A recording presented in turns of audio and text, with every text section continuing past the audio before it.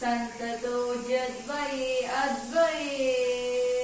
दिव्यरत्नोर्मिकादितिः सोमसंज्ञायमानाङ्गुलि पल्लवोज्जन्नकेन्दुप्रभामण्डले सन्नताकण्डले चित्पभामण्डले प्रोलसत्कुण्डले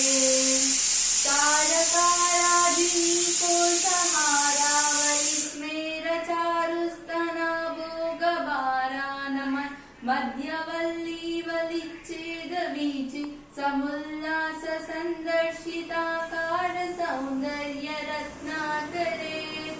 वल्लकी वृत्करे किङ्कर श्रीकरे